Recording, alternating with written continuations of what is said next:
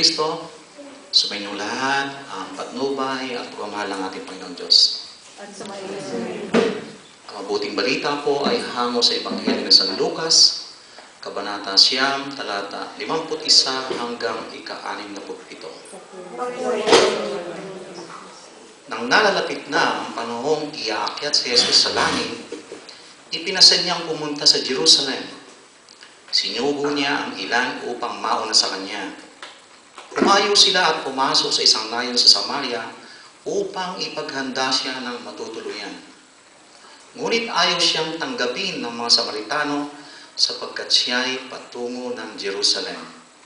Nang makita ito ni Santiago at Juan, ay kanilang sinabi, Panginoon, payag ba kayong magpababa kami ng apoy mula sa langit upang ugnawin sila? Ngunit bumaling siya at pinagsabihan sila, Hindi ninyo alam kung ano uri ng espiritu ang sumasa inyo, sabi niya. Sapagkat naparito ang anak ng tao, hindi upang ipahamak ang mga tao, kundi upang iligtas sila. At nagtungo sila sa ibang nayon. At samantalang naglalakad sila, may taong nagsabi kay Jesus, Susunod po ako sa inyo kahit saan. Sumagot si Jesus, May lungga ang asong gubat at may pugad ang ibon, ngunit ang anak ng tao ay wala man lang matulugan o mapagpahingahan. Sinabi ni Jesus sa isa, Sumunod ka sa akin.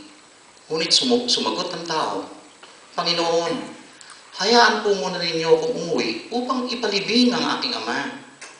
Sinabi ni Jesus sa kanya, Ipaubaya mo na sa mga patay ang paglilibing ng kanilang mga patay.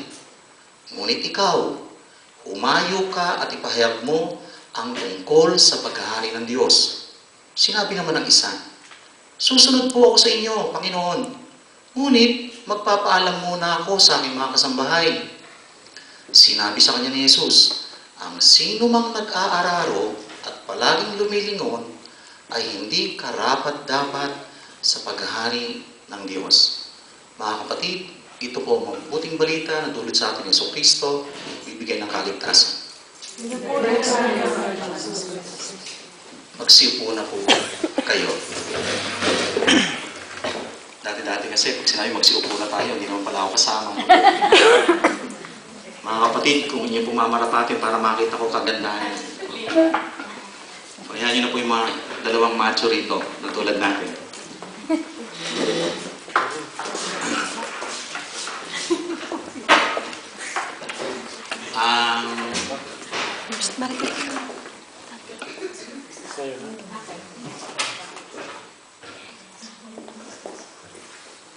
Mapayapat mapagpalang pagbati po. Isa lang yung nagbalik. Mapayapat mapagpalang pagbati po. Ito nyo, yung nagbibigay, buwabalik, no? Ano yung isa Ebanghelyong to? Sino sa inyo nagsimba kanina? Hindi pa po. Mamaya pa. Sabagay mga kapatid, sa panahon natin ngayon, aminin man po natin o hindi, maski ang, ang malapit sa ating pare, si Father Ron, hindi naman nakaila sa ating lahat niya sa panahon natin ngayon. Kahit nasa loob kayo ng bahay, isa siya sa masigasig, na tunay nga naman at tagasunod ni Jesucristo, na nagpo-post ko ano yung misa sa araw ng linggo, si Cardinal Tagle, tama, di ba?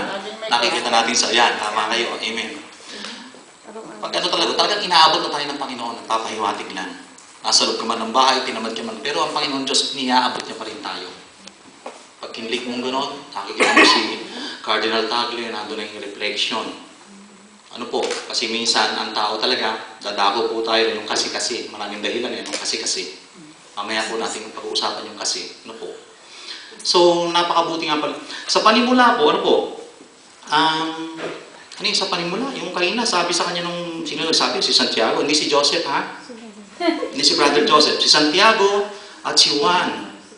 Kasi papunta na sila, hindi sila tinanggap, ng mga Samaritano.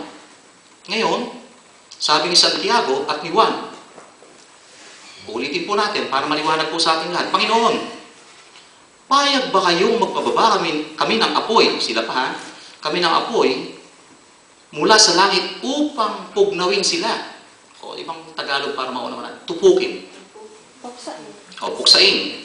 Ngunit bumaling siya at pinagsabihan sila, hindi ninyo alam kung anong uri ng espiritu ang sumasa inyo, sapagkat naparito ang anak ng tao, hindi upang ipahamak, hindi raw upang ipahamak, kundi iligtas sila. So, doon po tayo magsimula mga kapatid. Tayo mga tao, saan po natin gagamitin yung paghihiganti o ganti-ganti? Yun, amen. Maging totoo po tayo lahat. Ganun po natutuwa po sa atin ng Panginoon Diyos rin. Bilang tao, ang mga alagad po, ano po? Lalo na po ang mga alagad. Dahil si Yesu Cristo, nagkatawang tao, siya po ang kalooban ng ating Panginoon Diyos. Tulad nga po, sa pamamagitan ng Yesu Cristo, nakikita natin ang kalooban ng Panginoon Diyos. At sumasa Kanya ang Panginoon Diyos, mga sandali niyon, ano po, nananahan sa Kanyang Espiritu. Samantalang ang mga alagad, ihalin tulad natin ng ating mga sarili. Sinusulsulan pa nila yung pinaka-bossing nila. Kung pwede, magpababa ka sila ng apoy para yung mga tawag dito, yung mga Kaaway. hindi naman, ganda natin sa hindi kaaway, yung mga sagabal sa kanilang puksain na lang bigla, parang instant. Masunog na lang lahat sila.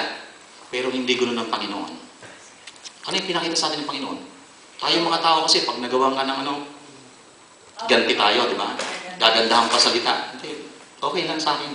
Pero, huwag ko lang siya makita. Pinapatawad ko na siya. Pero, huwag lang kami magkakross ng landas.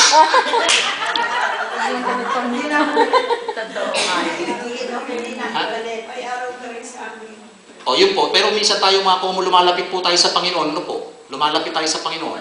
Ginagandahan pa natin salita natin. Ginagamit natin pa rin natin. Hindi, okay lang sa akin, pinatawad ko na siya. Hindi lang, ayoko talaga siya makita mo. Hindi obvious. Kaya nga, ginagandahan lang po yung salita, pero yung pa rin. Hindi pa rin nakapagpatawad. Ipinapasa Diyos ko ng lahat. Pero pag nakakita niya, talagang gumugulo ito. Hindi ba? Bilang tao, tayo po lahat. Ano po? Dahil ang katangian po ng tao, maging ano po tayo lahat, nasasaktan, nagugutom, nauuhaw, ano po? Talaga po talagang napakahirap, ano po? Pero yung po talaga ang panawagan sa atin ng Panginoon Diyos. Mismo yung kanyang mga alagad na ihahalin tulad natin, o ilalarawan natin ang ating mga sarili sa mga alagad, hindi ganoon yung bossing natin. Hindi ganoon ang ating Panginoong Jesucristo na ating susundan, na ating tatalakayin sa susunod na kabanata, na hindi po siya ganoon. Naparito siya upang palayain tayo sa ating mga pag-uugaling ganoon. Didesisyon na, gantihan natin na, tapusin natin yung mga yan para wala nang sagabal. Walisin natin na yung mga yan. Tupukin natin ng apoy. Hindi ganoon ang Panginoon Diyos. Ang tinuturo niya sa atin, pagpapatawad. Kundi pinalalaya niya tayo sa puso natin. Sa kanina, praise God. May nakita ko ron at wala na raw pala silang dibdib. Pero salamat sa Diyos yung puso, hindi naman mawala. Ano po? Dahil sabi ko, yung isang kapatid ko ay ganoon din, ano po? Yung isang parte ng dibdib niya ay inalis ng mga doktor. Pero ang mahalaga po sa atin, napakabait ng Panginoon Diyos. Meron pa rin po tayong puso, buhay pa tayo. Yun po ang pinaka-importante sa atin. Ano po, dahil sa paningin ng Diyos, kumpleto po tayo. Ano po, at kaya po tayo naririto, ay patuloy niya tayong tinatawag. Kanina po, bago po tayo dumako doon sa pangalawa, maliwanag na po doon sa una, ano po, nagpapatubok sila ng apoy, na hindi po ganoon